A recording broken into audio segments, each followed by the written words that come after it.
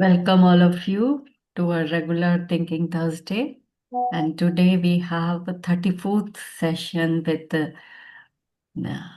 Vinod Sharma ji, Bhaktivinod Sharma ji. And we are lucky to have, and last time the session with the Damodar Leela, it was really, really fantastic and appreciated by many. Some of the comments were really good. So let us begin today's session. You have to repeat after me. Narayanam Narayanam Namaskritya Namaskritya Naram Naram Naram Chev Chaiva Chaiva Narottamam Narottamam Narottamam Devim Devim Devim Saraswatim Saraswatim Saraswatim Vyasam Vyasam Vyasam Tato Tato Tato Jayam Jayam Jayam Udirayet. Udirayet. Udirayet. Darini, would you like to read the English one, the meaning? Sure. Hmm. Translation of the shloka. Before reciting this Srimad Bhagvatam, which is the very means of conquest, one should offer respectful obeisances unto the personality of Godhead, Narayana, unto Naranarayana, Rishi, the supermost human being, unto Mother Saraswati, the goddess of learning, and unto Srila Vyasadeva, the author. Thank you. Correct. Yes. Yes, now it is over to you, Sharmaji. Hare Krishna to everyone. Welcome. Hare Krishna. So most of you are aware that yesterday was the last day of the Damodar month, the Kartik month, Yes. according to the Vaishnava calendar. Yes. But some communities, they follow the calendar which starts from the new moon day to the dark moon night, Amavasya, Pratipat to Amavasya. So for them, 15 more days, the Kartik month, they can take advantage of the Kartik month for next 15 days. Somebody sent me a message earlier asking about Tulsi Vivaha, because yesterday was the Tulsi Vivaha day. Some people observe Tulsi Vivaha day, they perform the ceremony of Tulsi Vivaha, the wedding of Tulsi plant with Shalagram Shila, the stone form of Lord Vishnu, Lord Narayan. So some people, some temples, they perform that ceremony, wedding ceremony, on the Ekadashi day of the Kartik month. And actually, from Ekadashi to Purnima, those 5 days are very significant in the Kartik month, Damodar month. They are called Bhishma Panchaka. So somebody asked me some information regarding that. So very briefly, I will touch that topic before we proceed with our Bhagavatam third canto. How many of you know about Tulsi Vivaha? What is the story behind, the history behind, not only the story, but the incident, the history behind it? Why did Lord Narayan in the Shila form, in the stone form, got married to Tulsi plant?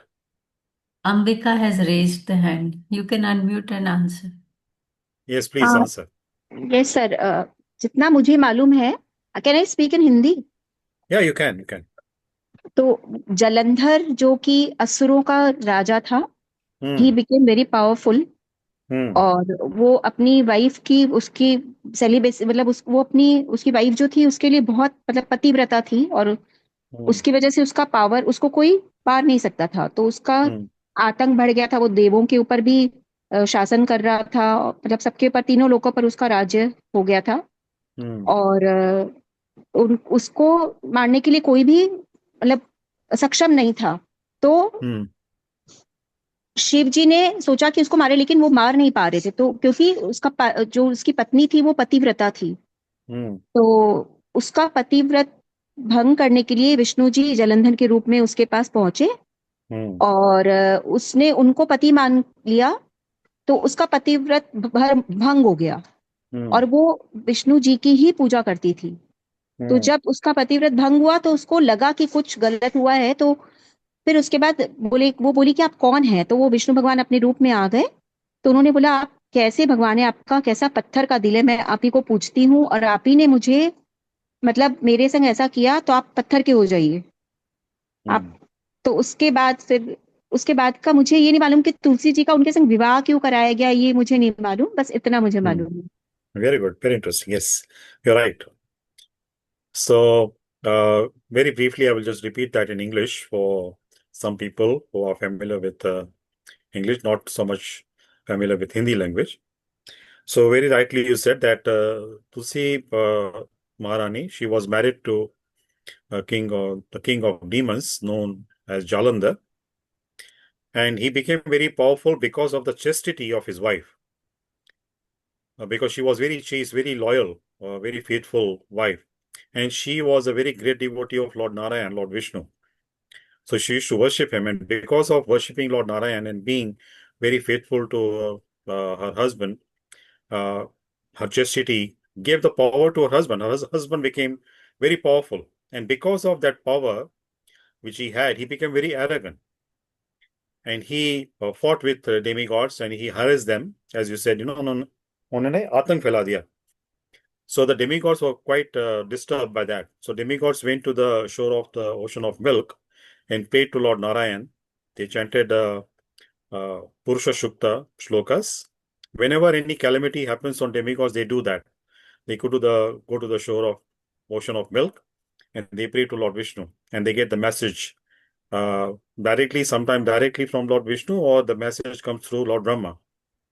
That message is revealed, passed to Lord Brahma's heart, and then Brahma tells them, what message he received from Lord Narayan. So Lord Narayan assured them that he will take care of Jalandhar, and he knew that Jalandhar was getting the power because of the chastity of his wife. So he wanted to corrupt that, contaminate his wife. So what he did, he took the form of Jalandhar, and when Jalandhar had gone to fight a war with demigods, so behind his back, in his absence, Lord Narayan took the form of Jalandhar. He went there. So Tulsi Maharani thought that he was her husband, and she was serving him very nicely. And after a few days, when Jalandhar came back, so she was shocked to see two Jalandhars. So she told Lord Narayan that you have to reveal yourself, otherwise I will curse you. So Lord Narayan had to appear in his Chaturbhuj form, four-round form. So as you very rightly said, she told him that how stone-hearted you can be.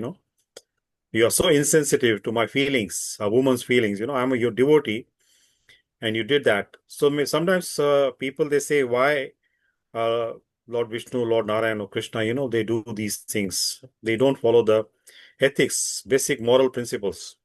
It is very immoral activity, right? To cheat a chaste woman who was very faithful to her husband.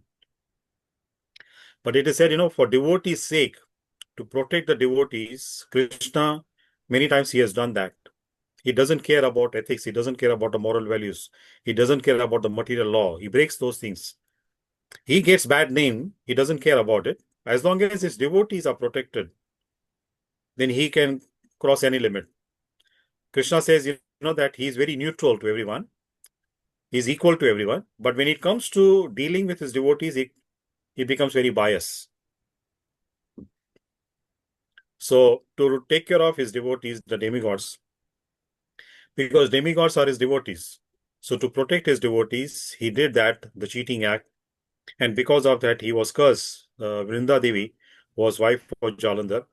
She cursed him that you're a stone-hearted person, so you will appear in the form of a stone, Shila. And then she burnt herself. She created fire with the yogic power she had, and she burnt herself. She burnt her body because she said, now my body is contaminated because of being unfaithful to my husband. So I will burn myself. So she burnt herself, and then from the ashes, Lord Vishnu blessed her, even though he was cursed by her. But he blessed her. He said that that from your ashes a plant will grow, and my form, in the rock form, Shila form, will get married because I came as your husband. I stayed with you a few days as your husband, so I will get married to you. You will be in the plant form, and I will be in the Shila form, the rock form. So that's the reason, Tulsi Vivaha is done. And Lord Vishnu also promised that whenever anybody does any offering to him, any bhoga is offered to him, if Tulsi leaf is not put on those items, on the food items or the bhoga items, he will not accept. So it is very important, that when we do the bhoga offering to any Vishnu Tattva, Krishna, Vishnu, Narayan, Narsingha, Vara, Vamana, any Vishnu Tattva, if any offering is done, Tulsi leaf should be offered. Without Tulsi leaf, Krishna does not accept any offering. So there are some examples, from which we can learn that Krishna, to protect his devotees, he can do many unethical, immoral activities also. Like same way he cheated Bali Maharaj. Bali Maharaj also was a great devotee. Bali Maharaj's grandfather, Prahlad Maharaj, he was a great devotee of Lord Vishnu. So Bali Maharaj also, he conquered all the heavenly planets and he chased demigods away from the heavenly planets. So again, demigods prayed to Lord Vishnu to get their kingdom back. So Lord Vishnu went to Bali Maharaj, just you may know, in a dwarf form, Vamana avatar. Right? He went to Bali Maharaj in a very tiny Brahmana boy, dwarf incarnation, like a pygmy, and asked for 3 steps of land. And when Bali Maharaj promised him that he will give him 3 steps of land, then Vamanadev expanded his body. And in 2 steps, he covered the whole creation, the earth planet, all the heavenly planets. And then there was no space left for him to place his third step, to put his third step. So then he pushed Bali Maharaj to the hellish planets. And of course, he blessed him. He told him that in the next Manvantara, next time of Manu, Bali Maharaj will become Lord Indra. Till that time, he has to live in the hellish planet. So we are in the 7th Manvantara. So the 8th Manvantara, after this Manvantara is over, in the 8th Manvantara, Bali Maharaj will become Lord Indra, the king of the heavenly planets. Until that time, he has to live in the hellish planets. But there also, Lord Vishnu Sudarshan Chakra is protecting his hellish planets. So it is said that opulence Bali Maharaj has in the hellish planets, it is much more than the opulence of Indradev in the heavenly planets. So this is the blessing Vamanadev gave to Bali Maharaj. But the point is that to protect his devotees, because demigods also has his devotees. So to safeguard his devotees, to protect his devotees, sometimes Lord Vishnu does this kind of acts of cheating, apparently cheating. So these are his leelas. We need to learn lessons from this. We should not follow the footsteps of Lord Narayan in that way. We have to follow his instructions. Because many times people may say, oh, because, Lord also does that cheating work. So, if we also do so what's the problem? Because we are not at that level. We should not imitate these activities, the leelas of Lord Krishna, Lord Vishnu. Like many times people, especially amongst Indians, it is very common, whether they are in India or abroad, on Shivratri day, they drink bhang, right? Marijuana, kind of a drug. They drink that. So normally, when they are asked, why you drink that, they say, oh, Lord Shiva also drank that, so we also drink. So what's the problem? We are Lord Shiva's devotees. And if they are asked the question, Lord Shiva drank poison also, why don't you drink poison? So at that time, they'll become very reluctant, very hesitant. So this is the human nature. We, pick and choose what is very convenient for us. Then to fulfill our desires, we extract these kind of subjects from the scriptures according to our convenience, out of context, and then we misuse them for our benefit. So yeah, now any question anybody has on this, what we discussed so far regarding Tulsi Vivaha?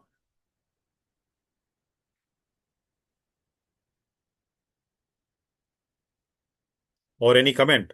Does anyone have any comment on Anyone this? to ask? A comment तो sir मुझे I was not having this idea, so it is good.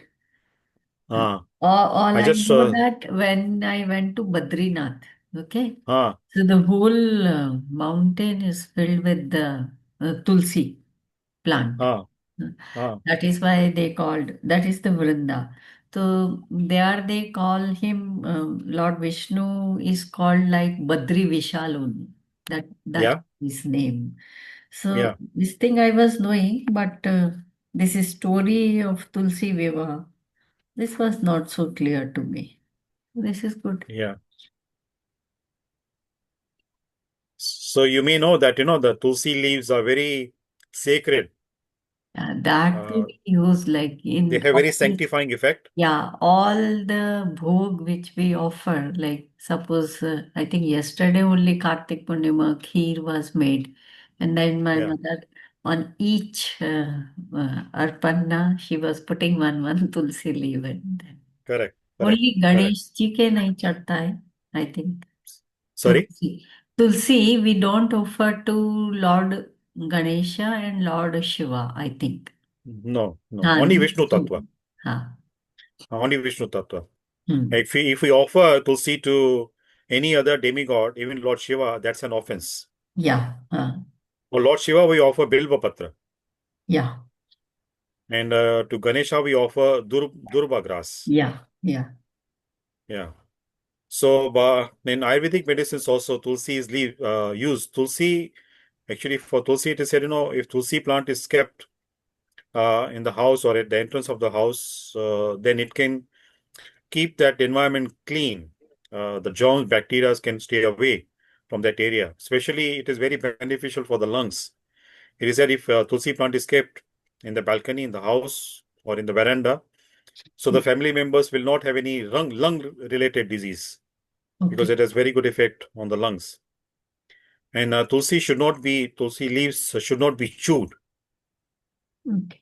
Generally, it is said that, and should not be put on fire. Many times, people they make tulsi tea, so they boil tulsi in the water. That's an offense. What you can do, you boil water first. You take out the water from the fire, then you can add tulsi in the warm water or hot water, but should not put it on the fire. Okay. And chewing, of course, because it is very dear to Krishna, that's why chewing is not generally advisable. But the scientific reason also why tulsi leaf should not be chewed, because tulsi contains a high percentage of mercury. So when mercury when we chew, the mercury affects the enamel of our teeth. Then the teeth can become very sensitive by chewing tulsi leaves if the tulsi leaves are chewed very often. I remember in our school days, when we used to go for exams, we used to pluck one tulsi leaf and put in the mouth throughout the examination period, 3 hours till we are finishing the answer paper. And after finishing the exam, we will come out from the examination hall. Then we'll swallow the tulsi leaf. We would not chew the tulsi leaf. So that is the kind of common belief, tradition, custom, we can say. Yeah. Anybody has any questions? If nobody has any question, then we can move to discuss about our running topic from the third canto of Srimad Bhagavatam.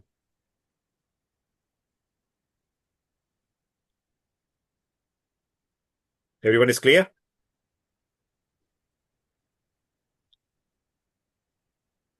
Somebody has raised question or commented? She has written, Chandni has written that some people use tulsi stems on fire. Maybe वो The यज्ञ dry tulsi, not the tulsi when it's still flourishing. When tulsi becomes dry, it is said that if some calamity is supposed to happen on any family member where tulsi plant is kept, so tulsi takes it on herself first. Then the tulsi plant becomes very dry. To protect the family member's health, tulsi, because we call tulsi mata, right? As a mother, she takes that calamity on herself, and then the plant becomes very dry. The leaves become very dry. So when it is dry, completely gone, then that tulsi can be used for the yagna, for the fire yagna. And from the dry stems of tulsi, the tulsi beads are made. Tulsi mala we put in the around the neck like this. Yes. So this tulsi mala is made from the dry stems of tulsi. And this is also mentioned in the scriptures. People who wear tulsi mala, and particularly at the time of death, if tulsi mala is around their neck, Yamadutas will not go to take that person. Vishnu Dutas will go to receive that person. So this is a blessing. This is the potency of tulsi. Even dry stems, mala, if somebody wears, that person can be protected from Yamadutas. That's why normally, after, it's better, when somebody is about to leave, the tulsi mala should be put around the neck or just put on the throat of the person.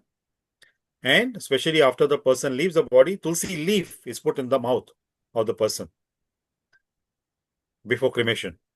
So that's the significance of tulsi. It is it's so sacred. So it is worshipped in so many ways. Respectfully, it is worshipped in so many ways.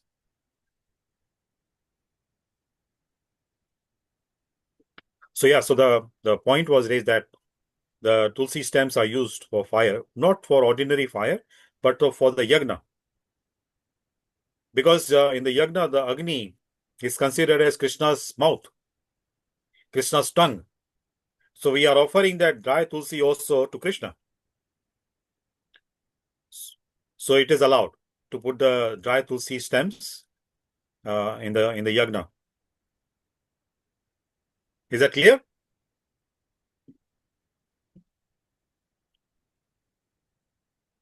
Janiji, is this clear? Yes, he is writing. Yes. Okay, thank you.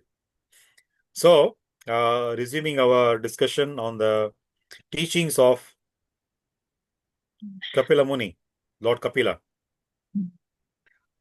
Just to recap, how many of you remember that who is Kapila? Lord Kapila. How did he come to this world? Or why did he come to this world?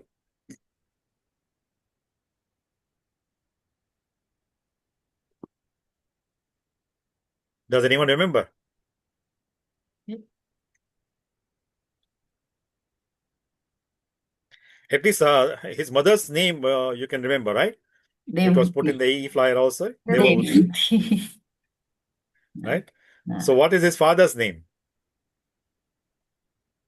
Devahuti was married to who? A great sage. Yes. Is it Rishi Kashyapa? Sorry? Is it Rishi Kashyapa? Not Kashyapa. Kashyap Kashyapa was Diti and Aditi. Devahuti was married to Rishi Kardama. Kardama Rishi.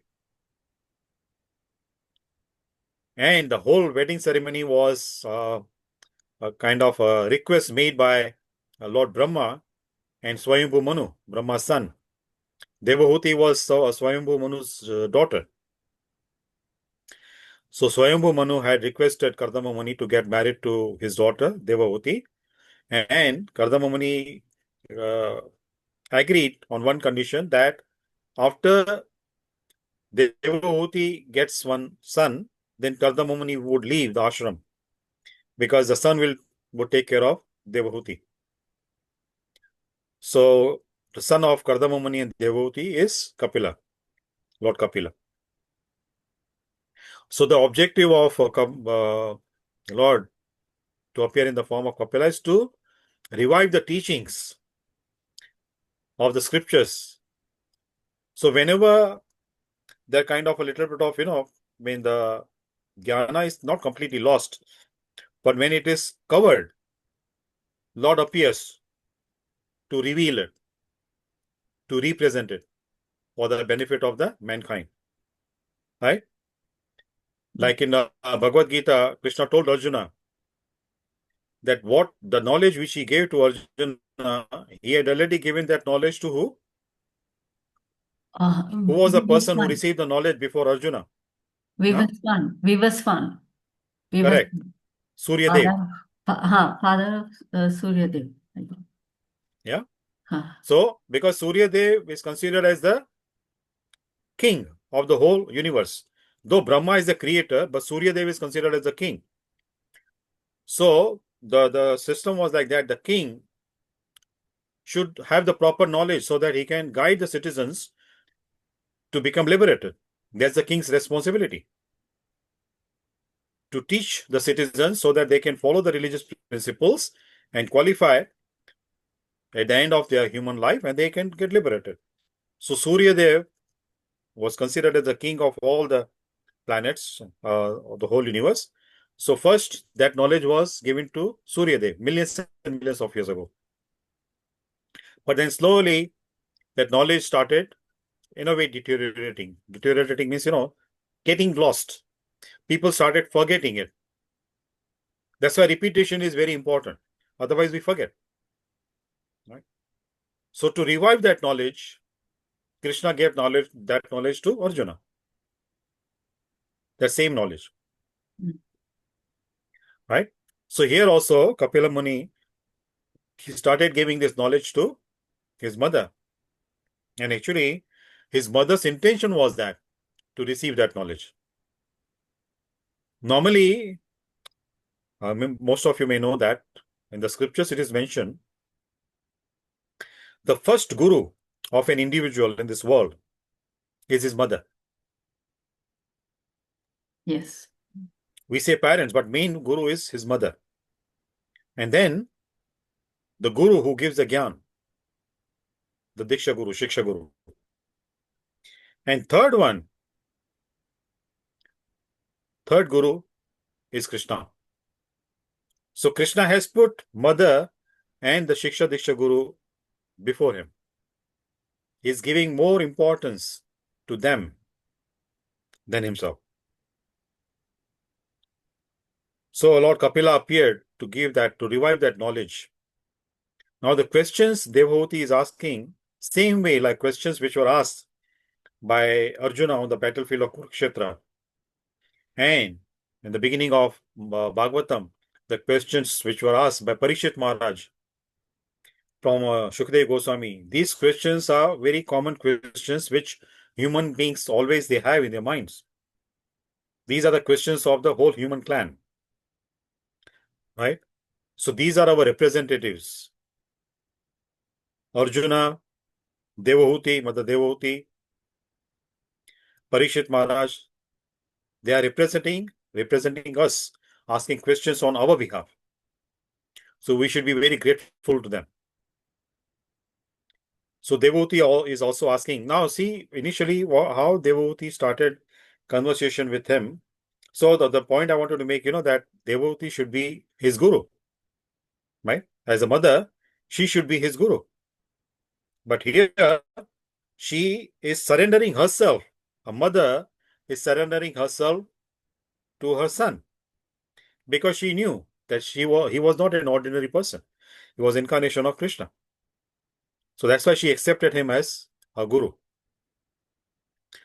So initially, before putting forward the questions, she told him that she wants to know the secrets of devotional life because she is very much tired, very fed up of the material life.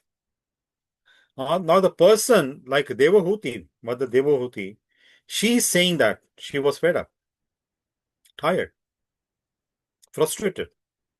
Now she was the daughter of Swayambhu Manu, the son of Lord Brahma. And he was very wealthy, very, very wealthy and very knowledgeable. Manu Samhita. He's the one who compiled Manu Samhita, right? So such a learned person, his daughter, very wealthy, very beautiful, good looking, young, opulent, all material facilities were there at her disposal. But still, such a person also is saying that I'm fed up, I'm frustrated, I'm tired of this life. Then what to speak of people like us who are struggling every day, right? Struggling for survival, right? So how much frustration we must be experiencing. So many people, they don't pay attention to these things. Long time ago, I was giving a discourse at ISKCON Hong Kong temple, every Sunday we have discourse on Bhagavad Gita. So this happened many years ago, 25, 26 years ago. I was just giving this discourse, I was saying that what Vyasadeva mentioned, the science of Kali Yuga, these things will happen in Kali Yuga. So we need to be mindful about it, aware about these things, and make the best use of the bad bargain of our human life. So one person raised his hand. He said, why you people, why you ISKCON devotees are so negative? Why can't you think positively? It's very depressing what you're saying. So it was the period in Hong Kong around August, September time. Generally in Hong Kong, we get typhoons. Some of you may be familiar. You might have heard about this. Recently, we had a very severe typhoon. Typhoon causes so much of damage.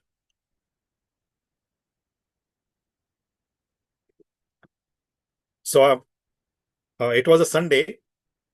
So in the subsequent week, there was supposed to be a typhoon in Hong Kong. So we heard on the news. So I told him, that you might have heard in the news that 2 days later there will be typhoon, and we need to take precautions. He said, yeah, we know. I heard that. So I asked him, will you go and tell the news reporter who gave you this information that why are you being so negative? Why are you depressing us? Now she's telling you the facts based on the past experiences, right? What happened in the past typhoon season. So based on that, she's giving you information, she's making you aware, and she's cautioning you, right? She's warning you in a way so that you can take care of yourself, you can protect yourself. So Vyasadeva also has compiled this information. He has mentioned these things not to scare us. We should take it in the right perspective. The scriptures are compiled not to scare us, just to make us aware, right? We cannot be oblivious. We cannot live like an ostrich, you know that bird ostrich, जो अपना मुंह रेती में डाल देता है ना, उसको लगता है कुछ नहीं हो रहा है, सब कुछ ठीक है. I'm not sure what is it called. शतुरमुर्ग, हाँ, in Hindi शतुरमुर्ग. शतुरमुर्ग अपना मुंह रेती में डाल देता है ना, फिर कहता है सब कुछ ठीक है. तो we should not do like that, like an ostrich, putting our head inside, being oblivious what is happening around. We need to be aware what is happening around. And especially because we have got this human form of life, which is so rare. Out of 8.4 million species of life, human life is very, very rare.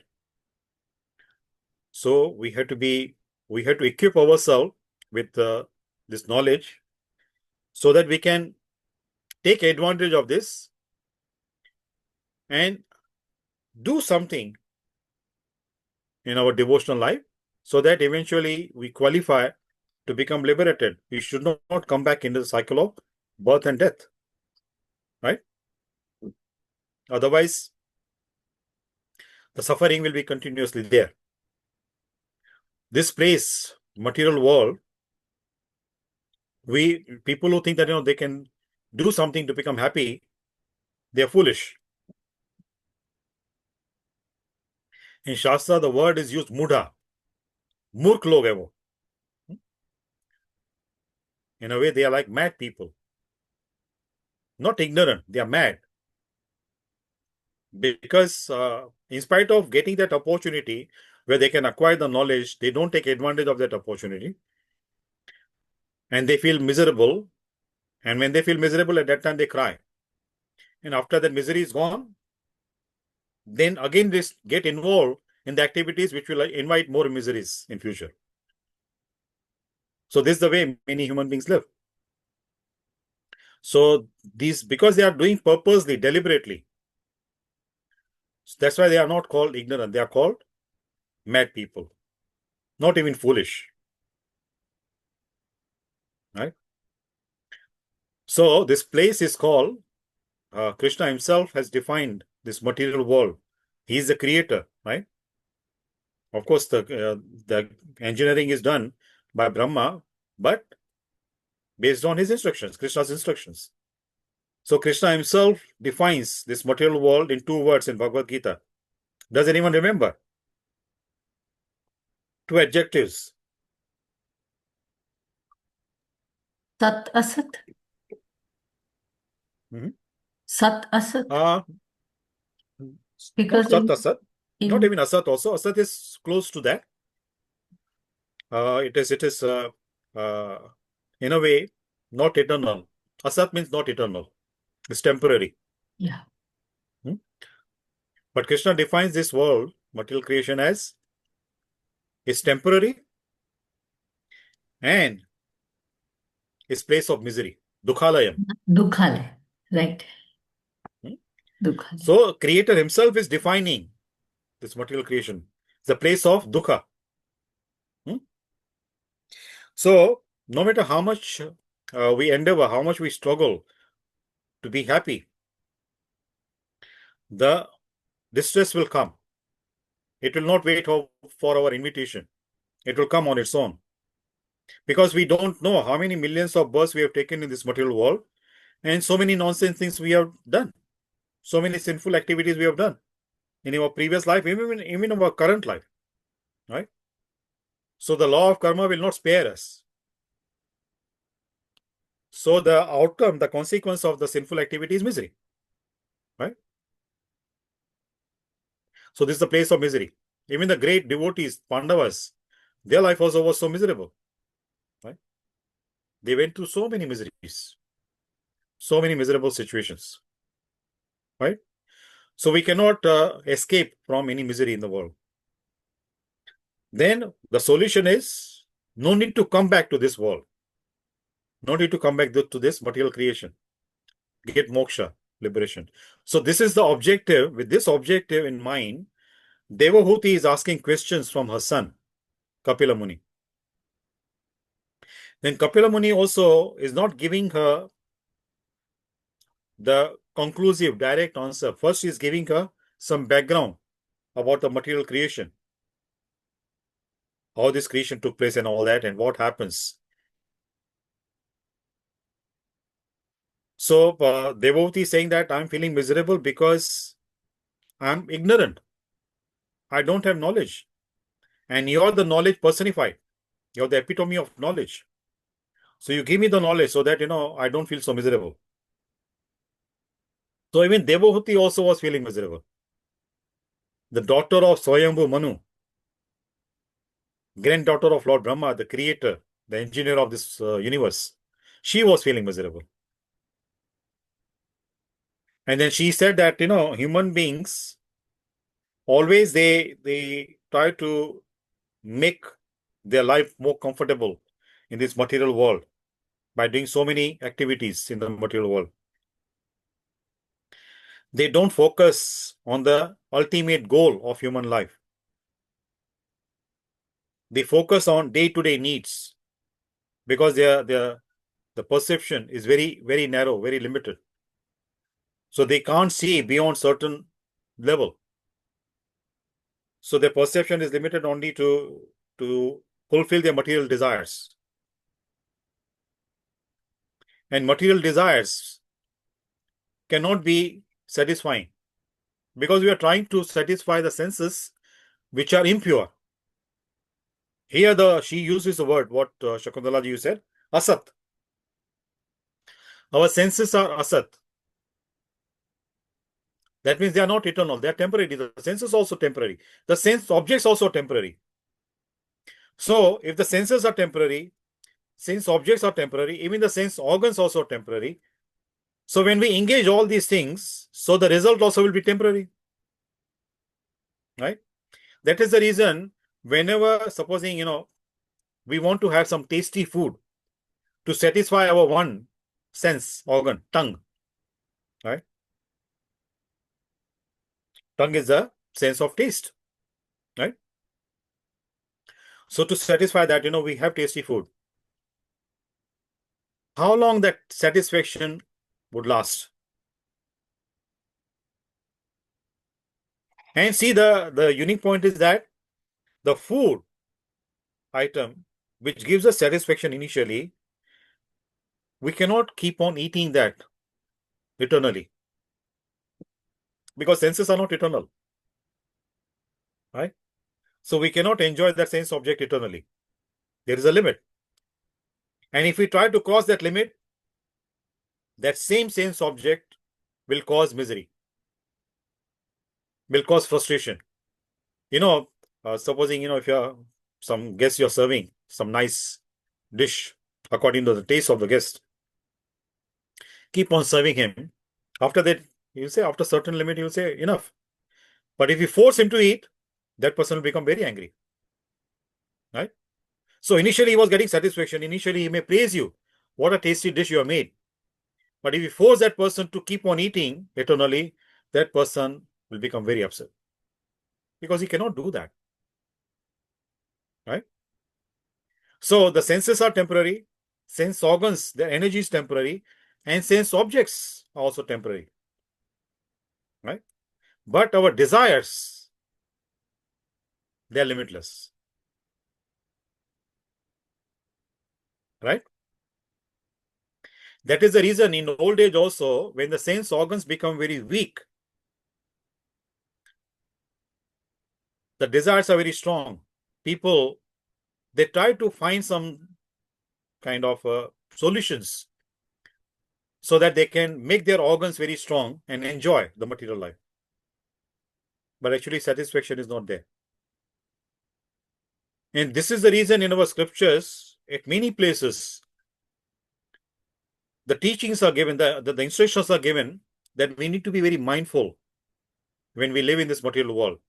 We should not endeavor so much to accumulate wealth and sense objects to gratify our senses, because ultimately that will cause frustration, anger. Right? In one of the sessions, I mentioned to you, discussed with you about the incident of King Yayati. Does anyone remember? Who was that?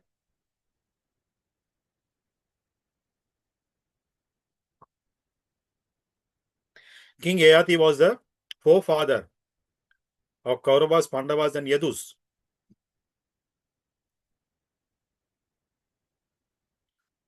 Does anyone remember? No? Okay, I'll briefly tell you that. I don't remember. Srijaji, you remember? Ramchandraji. Sorry? Also of Sri Puru. Of Ramchandraji also. No, not Ramchandra, because King Yayati was Chandravanshi. Lord Ramachandra was Suryavanshi. King Yayati was from the Moon dynasty, Lunar dynasty. Does anyone remember? Or has anyone read about him in Mahabharata? Read but don't remember. Okay. So very briefly, I will tell you.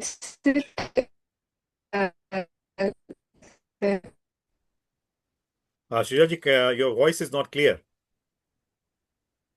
King Yayati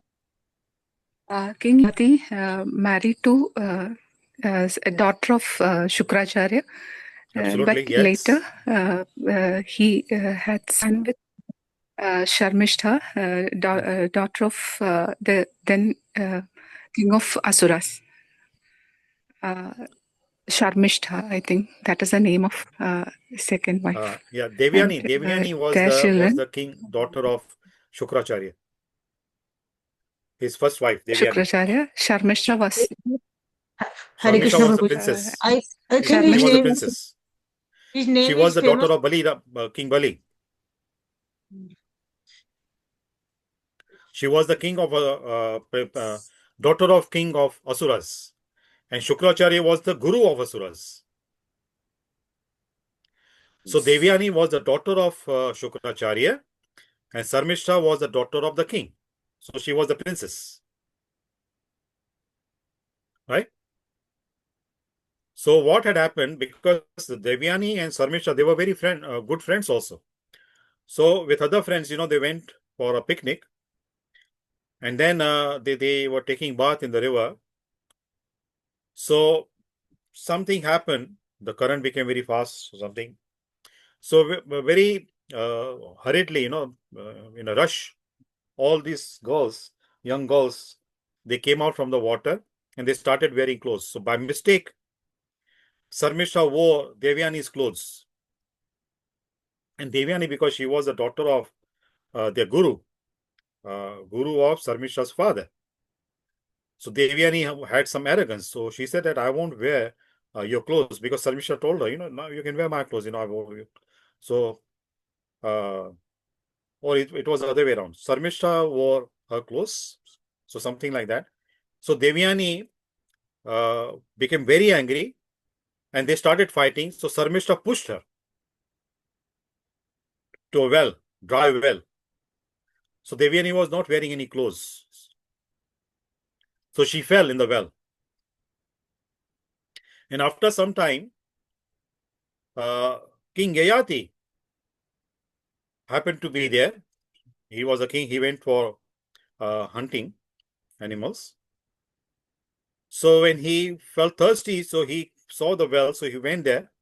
When he bent a little bit down, then he saw that Devyani was there and that there was no water in the well. So then he helped Devyani to come out. So in those days, if a woman, particularly unmarried woman, would touch any man, then she was supposed to get married to that man only. That was the culture. So Devyani had to get married to Yayati. So Yayati got married, and now what happened? Later on, when Shukracharya came to know that these things happened between Sarmishta and Devyani, he also became very angry. So the Sarmishta's father was the king. He asked for forgiveness because he was very much afraid that Shukracharya should not curse, because Shukracharya knew. He was very knowledgeable. He was in a way more knowledgeable than the guru of the demigods, Devata's guru, Brihaspati, Jupiter. So he was more learned than Brihaspati. So Sarmisha's father became very scared. So he asked for forgiveness. So Shukracharya asked Devyani, what kind of punishment you would suggest? So Devyani said that Sarmisha should go with her after marriage as a maid servant. So Sarmisha agreed. Just for the sake of the kingdom, sake of her father, she agreed to become the maid servant of Devyani. So she went with other maid servants. So Yayati got 3 sons from Devyani. So once he was walking around in the garden with the Devyani, then he saw Sarmishta. So when he saw the beauty of Sarmishta, he was so amazed.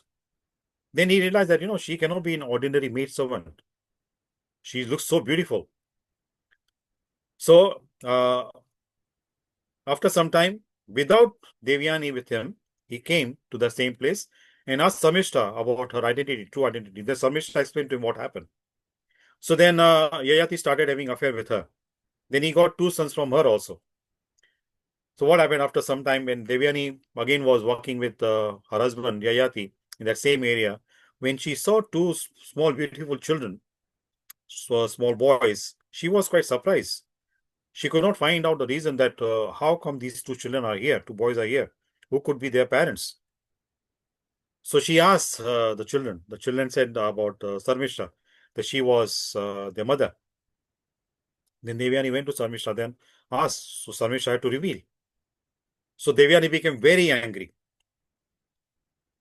So when she became very angry, she left King Yayati, and she went to her father, Shukracharya, and complained to her. So Yayati also was following her to pacify her. So first, Devyani reached the hermitage of Shukracharya. When she told him everything, Shukracharya became so angry. Now, without knowing everything in detail, he cursed his son-in-law, Yayati.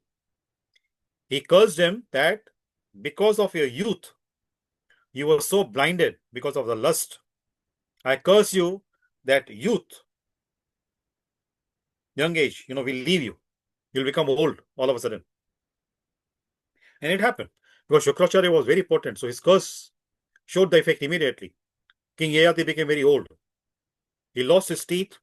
He got wrinkles on his face. His hair became white. and he became so weak, very fragile. So then Yayati told Shukracharya, now you have not only cursed me, but you have cursed your daughter also. So Shukracharya asked him, in what way you're saying that I cursed my daughter as well? He said, because your daughter also still young, and she also has so many material desires, So now who will fulfill her desires? If I'm old. Then Shukracharya realized his mistake. So then he said, I give you one option. If any of your sons exchanges his youth with you, he takes your old age and he gives you his youth, then you can become young again. So King Yayati approached his sons. So other sons, they refused. Puru is the one who agreed. He said, this life is given by you. So if my life can be useful for you, for my father, I will feel blessed. So he exchanged his youth with his father. So it is said for thousands of years. Now this thing happened in Dwapar Yuga. Thousands of years, he enjoyed with his two wives. Then officially he got married to Sarmishta also. And Devyani also was very happy. But then he said, there is no end. There is no satisfaction. Temporary satisfaction is there when the enjoyment part is there. But after that, so much of frustration. So then he called his son Puru. He told him that you take your youth back. Now I will go to forest with Devyan and Sarmishta. I will do tapasya, I will do austerity and meditate and get freedom from this material world, because there is no satisfaction, no permanent satisfaction in this material world. So these kind of instances which are mentioned in our scriptures to teach us that no matter how much endeavor we do here, the satisfaction also is going to be very temporary. So why to run after temporary thing? Why not? Why can't we do something to get something which is permanent? And the permanent, the eternal thing is that when we have the eternal form, our spiritual form, which is eternal, our physical body is not eternal. It's changing every moment. Biological changes happen every moment. So body is temporary. The sense organs also, their strength is temporary. Sense objects also temporary. That's why I said the satisfaction also is temporary. So when we get the spiritual form, when we go to the spiritual world, then the senses are purified there. Pure senses. They are not contaminated by the modes of nature, like they are contaminated now here in the material world. And they will not be covered by the sense organs. The senses directly can relish there. They can get satisfaction there. There won't be any barrier of the sense organs.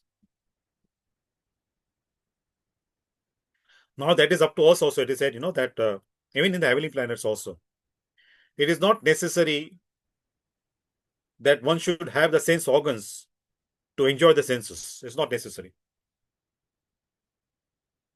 Like we know, Pandavas were born to Mother Kunti and Mother Madhuri.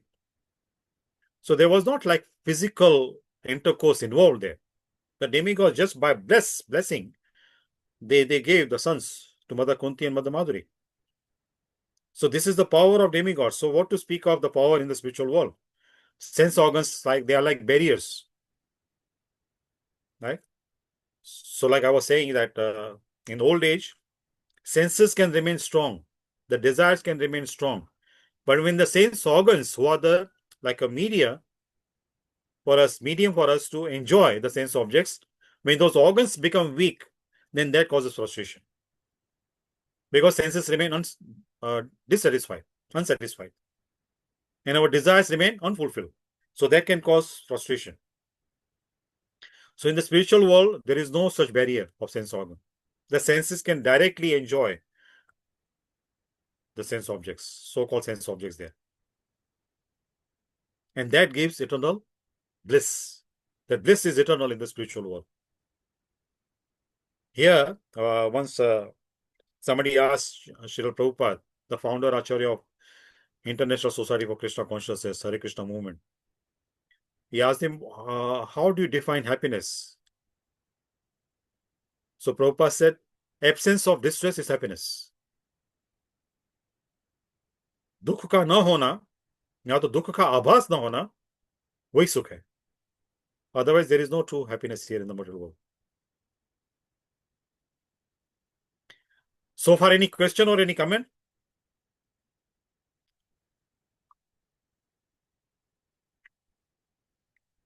What I say so far on those topics, does anyone have any comment or any question?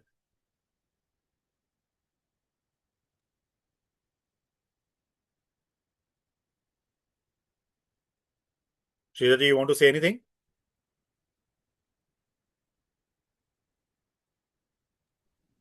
Ambika has raised the hand. You can ask, unmute and ask. Yes, Ambika ji. Sir, it's right that there is no satisfaction of senses or desires. But like, although I have read that we have been sent here to evolve so that we can meet the Param Brahma. We can be pure. Yes. Sometimes I have read somewhere or heard that this birth also has been given to us to fulfill our desires, and we can have unlimited desires. So I really get confused, and this thought also comes to my mind that we come here in yoga also. Sir teaches us to just teaches us that we should know how to die peacefully, like without. So this question comes to my mind that we have taken birth to learn to how to die peacefully or to fulfill our desires, or like what should be the, I mean, because if I tell a young person that you should learn how to like everybody has to die, and so you should learn how to die peacefully, he will say that you are saying absurd. Then Yes, why I'm absolutely. here? So Yes. sir, this also comes to my mind. So if I forgive me if I have asked something like very No, very valid point. I'm very happy that you raised this point. Very valid point. Very relevant. Okay. Like, you say that we cannot say these kind of things to a young person, right? Like, for example, if somebody is getting married, and if we go and tell him, that, you're not going to get any satisfaction from your wife, how would that person feel? Right? So we need to see the time, place, and circumstances. We cannot say in a nonsensical way, insensitive way. So we need to understand the situation also. See, overall, yes, we come here because of our desires. Because of our desires, we come here. Now, the reason we are sent here, not only to fulfill our desires, but to learn lessons so that we don't run after fulfilling our desires. Right? Now, I give you some example. See, normally when we get any utility bill, so there what is mentioned? Consumer's name. Right? We are called Upabhokta in Hindi, consumer. Consumer means Upabhokta, right? Now, there are two words. One is Upabhokta, या तो उपयोग or upbhog. So whatever things are provided, like electricity, supply is done from the electricity board, right? So for them, we are consumers. The meaning of consumer is upabhokta. That means we are bhoging. We are trying to enjoy that. Correct? We are using it, not utilizing it. Or most of the time, we are misusing it. These facilities, we are misusing. Correct? So when we are even using also, we are called upabhokta. But when we utilize them, then we become upayogi. Correct? We are doing उपयोग, utilizing them. तो जब भी हम उपयोग करेंगे तो हम योगी बनेंगे, और जब भी किसी वस्तु का हम उपभोग करेंगे तो हम भोगी बनेंगे. करेक्ट? सो यदि हम भोगी बनेंगे, इफ वी बिकम भोगी, देन वी बिकम रोगी, डिजीज. भोग का परिणाम रोग होता है, और योग का परिणाम मुक्ति होती है. Correct? So we need to learn what you said your yoga teacher or yoga guru, what he said, we need to learn how to die. He's right. So we need to learn how should we live in the material world so that our death becomes peaceful. Not only for us, but for other relatives and friends as well who are around us. Like Kabira said, no? Does anyone remember Kabira's chaupai that? जब जन्मे हम जगत में जग हंसा हम रोए ऐसी करनी कर चलो हम हंसे जग रोए. Right? That means we need to do such deeds that when we leave this body, other people, they feel sad. They miss us. Right? When we come to this world, we are crying, but other people are laughing. People around us, they laugh, right? Does anyone know why people, they laugh? If somebody is born, why other people laugh? Other people feel happy. But the person who is taking birth, that person is crying.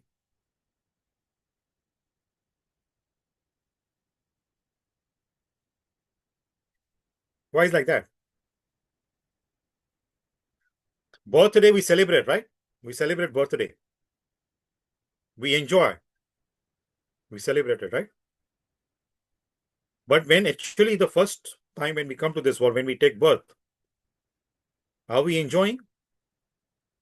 If it was fun, then the babies, when they are born, they should laugh, no? But all the babies, they cry. And if sometimes some babies, they don't cry, the doctor beat them up, उनको but पे मारते हैं और उनको ढुलाते हैं जानबूझकर कि बच्चे को रोना चाहिए. Right? Otherwise, something is wrong with the child. Right? So why that thing? Why, whenever any baby is born, baby cries, but people around the baby, they laugh. They enjoy. It's a very meaningful thing. So If can I somebody try can... answering? Sorry? Can I try answering? Yeah, please. I think when the babies are born, they say that the soul is yet not is still in the higher plane, and it knows the dukh it is going to come into this life on earth. So the soul is crying that it has to go through this life, hard life, or whatever, all the Maya here and all the difficulties and how much pain there is on earth. And the people are laughing because now they are they are there can be two reasons, I think. One is they're happy that the soul has come, and one is that they're laughing that, oh, he's also joining us In the suffering. Absolutely. You gave the right answer. Yes, thank you. What's your name, please? Dipali, sir. Dipali, thank you. Thank you. See, the thing is that, the philosophical reason is given because this material creation is like a prison house. It's like a karagra, like a jail, like a durga. And superintendent of this durga, the fort or the jail, prison house is Durga, Ma Durga, who is holding trident, symbolically 3 modes of nature, 3 guna, Sattva gun, Rajogun, Tamogun, mode of goodness, mode of passion, mode of ignorance. So when a jiva is born, baby is born, the people around them who are already suffering in the prison house, in the jail, like it happens, right, in the jail, when a new prisoner comes, the criminals who are already undergoing the sentence, they feel happy that somebody else has come to join us. Right? So this is very good analogy. Thank you, Deepali ji. Aapne sahi uttar diya. You give the right answer. Thank you, sir. Yeah. So that's the right analogy. That's why people around the baby, they laugh. And now baby thinks that, now the suffering will start. That's the beginning of the suffering in the material world. That's why the baby cries. And the physical reason is because the baby is pushed out from the body of the mother because of apana vayu. So that passage is very narrow. So to come out from that passage is very painful. So because of that pain also babies cry. And those babies who don't cry, doctors think that there's some kind of abnormality there. That's why they slap the baby on the butt and make the baby cry. So this also symbolically means, in the material world, people are there generally, not all of them, but most of them, they are there to make our life difficult, make our life more miserable, make us cry. So the only true well-wisher who we have, that is Krishna, nobody else. He is our true well-wisher. And he doesn't leave us. He is always with us. Only we need to remember him. We need to have connection with him. We need to re-establish the connection and maintain that connection with him. Then no matter how miserable situation we are going through, we can pass that situation with a proper consciousness without getting so much affected. Of course, emotionally we can, because we are also human beings, emotionally we may feel very disturbed, mentally we may feel very distressed. But if we remember him, we hold on to his feet, his instructions, follow his instructions, then that miserable situation also we can face and pass very comfortably. If not comfortably, but peacefully. Yes? Yes. There is a question also in the chat. Madhur Bhashini is asking, Sir, how Kapila Rishi was incarnation of Bhagwan Krishna? Incarnation of? Bhagwan Krishna, Lord Krishna. How? How? Because he appeared. Because Kardama Muni and Devahuti, they did the austerity of Lord Narayan. And Lord Narayan gave them the boon that he will appear as their son. And because Devahuti had that knowledge, that's why, though Kapila Muni was her son, she was very respectfully treating him as a guru. She surrendered herself at the feet of Kapila Muni, her son, because she knew that he's not only her son, he is actually original Narayan.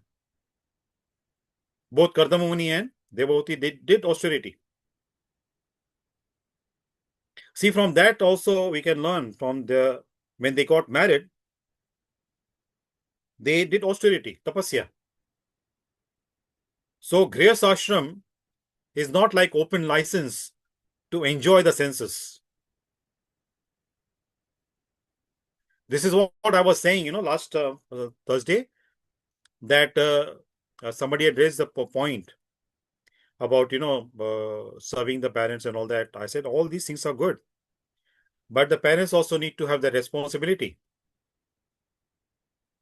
Like in Bhagvatam, in the 5th canto, Rishabdev is giving instructions to his sons that one should not beget a child unless and until the person is confident enough that he can help, or the couple, they can help their child to become liberated. One should not become a guru unless and until the person has confidence that he can liberate his disciple. So these kind of instructions are given. So Grace Ashram also, it's called ashram, right? So ashram का अर्थ होता है जहां पे हमें श्रम करना है, केवल भोगना नहीं है, श्रम करना है, तपस्या करनी है. So Kardama Muni and Devahuti, they did tapasya, and because of their tapasya, Lord Narayan was pleased, and Narayan blessed them that I will become your son. I will come as your son. So that's why he appeared as their son.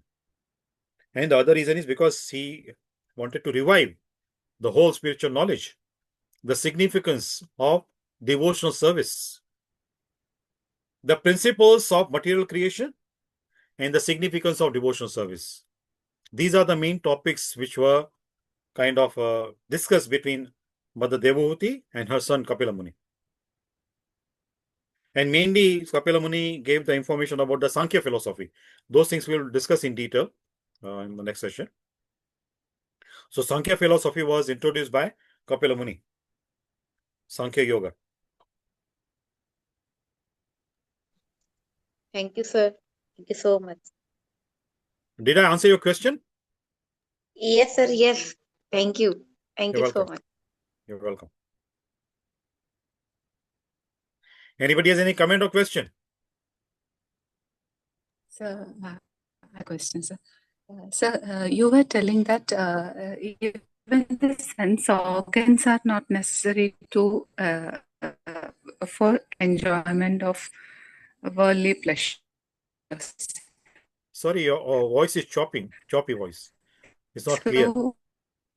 So, how can a person uh, uh, telling that even the sense organs are not necessary for the enjoyment of worldly pleasures? Yeah, in the So, spiritual world, in yes. that situation, how can a person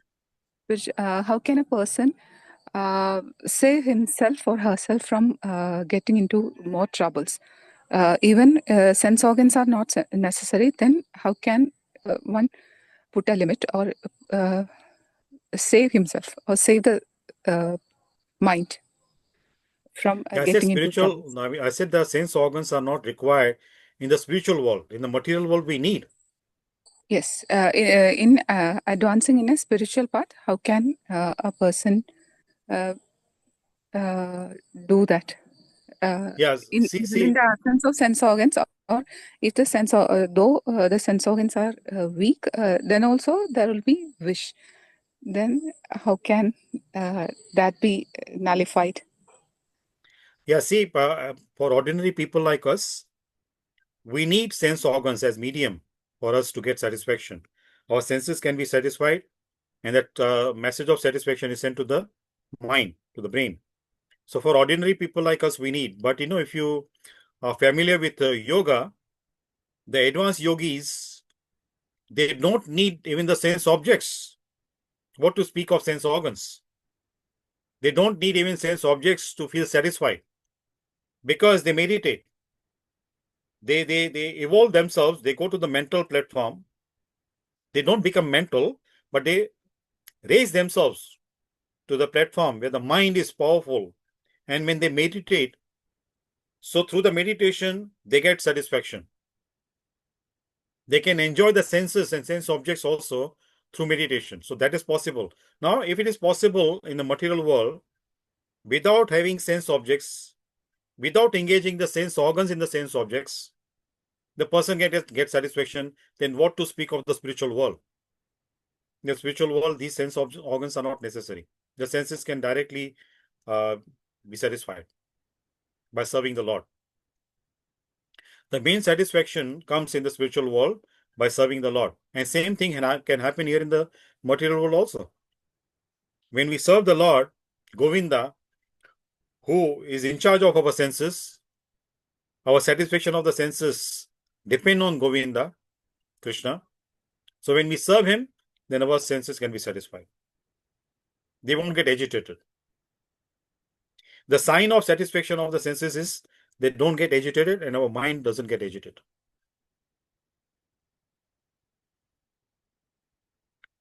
Right, Sriji? Yes, sir. So, sir, by taking care of the mind, we can uh, uh, save ourselves. Not then if the mind is taken care of, then the problems with the senses or sense organs will be diminishing. Absolutely, yes. That's what Krishna told Arjuna. He said that the mind can be one's friend and can be one's enemy. So when we are able to control the mind, the same mind can become our friend. But uncontrolled mind can become our enemy. Because then the mind will run here and there based on our desires. Then the mind will push us to acquire the sense objects and to strengthen our sense organs to enjoy the senses. And that kind of mind can become our enemy. But when we are able to control our mind, conserve the energy, mental energy, then that same mind can become our friend. Thank you, sir. You're welcome. Any concluding question or comment?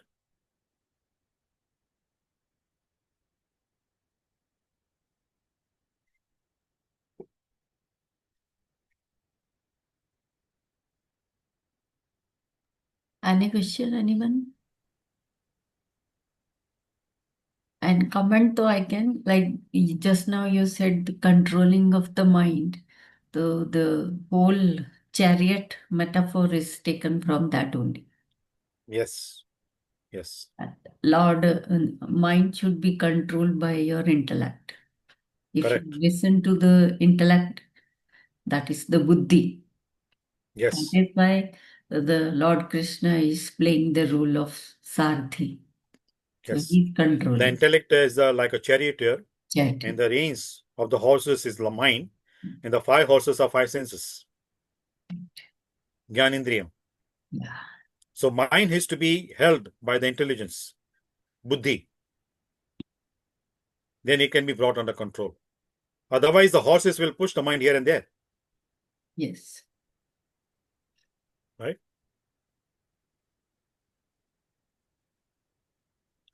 I had requested a few times in our previous sessions that whenever we have these kind of sessions, I want to request to you, all of you again, you please read, because we already give you the information that what topic we are going to discuss. So please read, then the session can become more interactive. Then you also can, based on your realization, what you understood from what you read, you also can contribute actively. Then it can become proper discussion. Right. Yeah. So we need to we should make our sessions very interactive. So we are at Canto 3. You can read it. Once I shared the link also in the group. Yeah. From the Bhagvatam, they can read. This Yes. topic is like. So in Canto 3, this is towards the end of Canto 3, last few chapters, where the conversation between Mother Devavati and Kapila Muni is mentioned.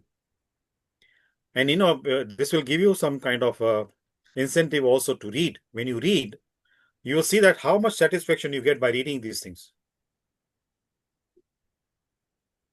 Yes. Right? Is there any rules for reading Bhagavatam? Chandani is asking. What she's asking? Is there any rules for reading the Bhagavatam? She's asking. Any rules you need to follow? See, now, if you see from the technical perspective, yes, your body has to be clean. Normally, Bhagavatam should be read in the morning, it is said, after taking shower and all that. If you want to know more elaborate technical points, one should light an incense, धूप और दिया करके रखना है, or in a bowl you take some water, in that you add some rock sugar and read loudly, so that when you read loudly the sound vibrations will affect the water.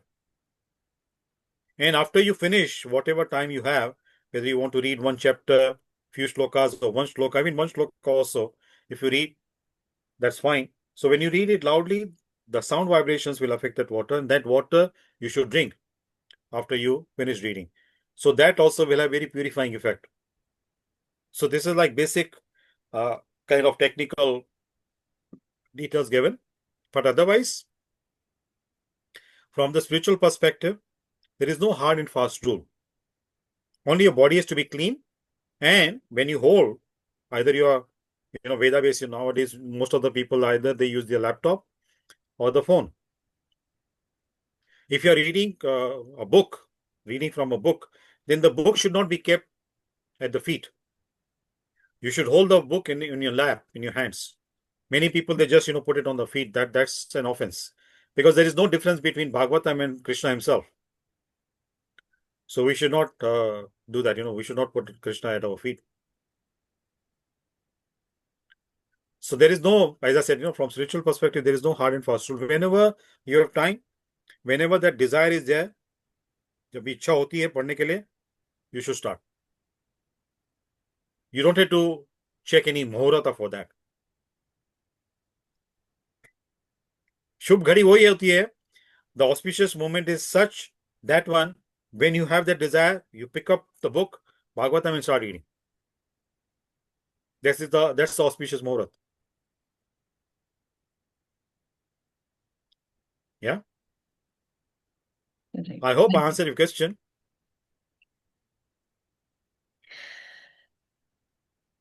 Chandni.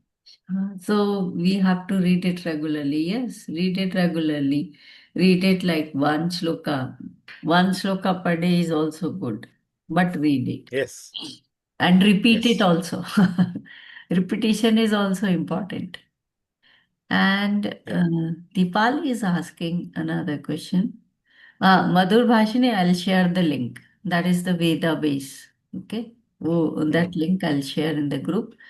Dipali is asking, Dipali, you can unmute and ask, will chanting Krishna's name and scripture and satsang make the intellect stronger and give more control on senses? Of course, absolutely. Our intelligence can become sharper. So when the intelligence is sharp, more purified, then it can control our mind. It can help us to control our mind. Right, sir. Right, sir.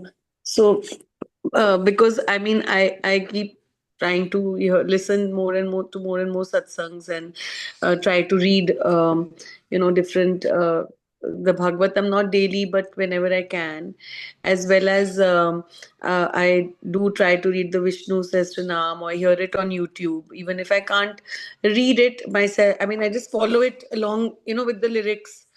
So, any other scriptures which you recommend? Any like Rudram or anything else which you feel one should read? Like मेरे को आप थोड़ा guide कर सकते हो इस पे थोड़ा जो आपको लगता है कि रोज हाँ ये जरूर कर लिया करो छोटी सी भी कोई चीज हो.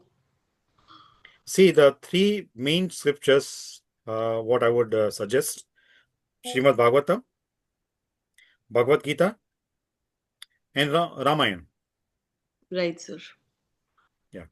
That is, तो उसमें से कुछ भी पढ़ लिया जो भी or one book and Now, then if you go systematically, don't read randomly. एक प्रकार से वो system बना लो आप. हाँ जी. You make a system that you start from the beginning, then you continue reading. Right, sir. Yeah. See, Bhagavatam is the essence of all the Vedas. So it is said, once someone reads the Bhagavatam, there is no need to read any other Veda, any other scripture, because that's the essence. Essence. And Bhagavad Gita is like, manual of human life. Living. It has all the instructions, all the guidelines, how one should live the life, so that the death becomes very peaceful. Right. And like I just wanted to ask you, like earlier I used to be more on the Gyan Marg, but I was finding that my bhakti is stronger. तो मुझे वो faith बहुत unconditional faith है.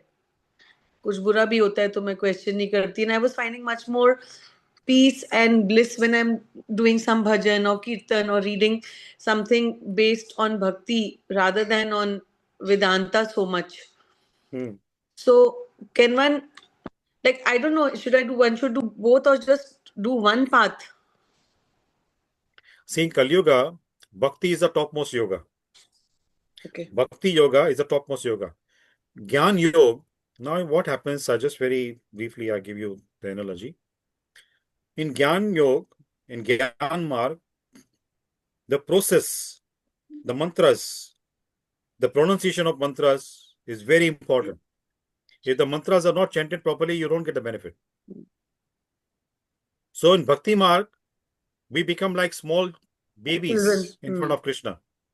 Like, a small child, infant, cannot speak properly, cannot articulate what the child needs.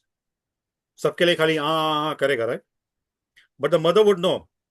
क्या बोल रहा है? At particular time, if he's saying same words, what does he need? So mother will provide that. So Krishna is like our supreme father, supreme mother. So he will understand that. He will not see, whether we are pronouncing the mantras properly or not. Even if his name also we don't chant properly, he will reciprocate. Oh, lovely. Thank you, sir. That really gives me so much more peace. Yeah. See, in Bhakti Marg, we need to become like, we are very simple, innocent children of Krishna. So even if we make mistakes while, chanting the Maha Mantra also, Hare Krishna, Krishna Krishna, Hare Hare, Hare Ram, Ram Ram, Hare Hare. If any kind of mistake also has happened, Krishna ignores that. कि वो दिल से आ रहा है, बस उतना होना चाहिए. Yes. Yes. Thank you so much, sir. Thank you. You're welcome.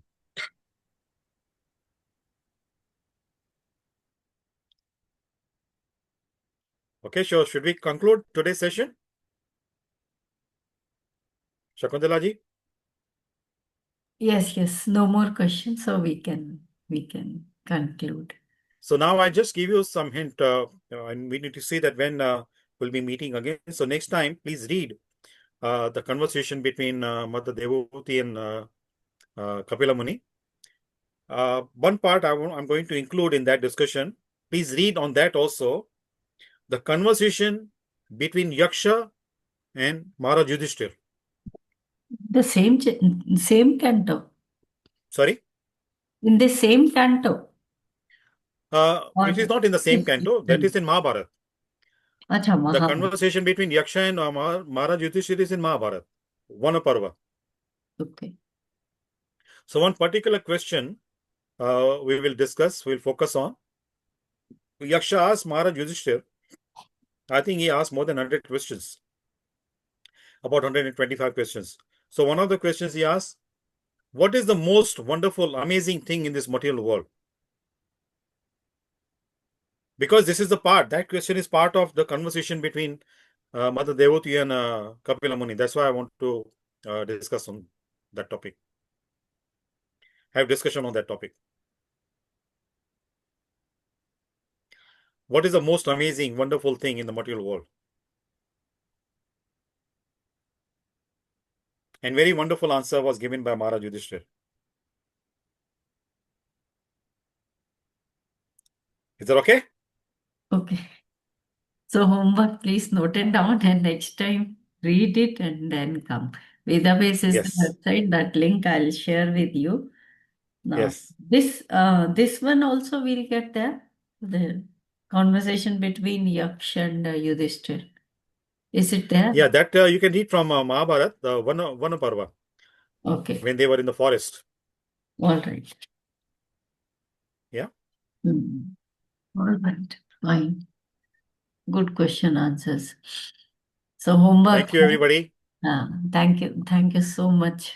Thank you. Thank you, sir. Hare Krishna, Thank you. everyone. Jai Shri Krishna. Hare Krishna. Hare Krishna. Hare Krishna. Hare Krishna. Hare Krishna. Thank you, sir. Thank you so much. Hare Krishna. Hare Krishna. Thank you, sir.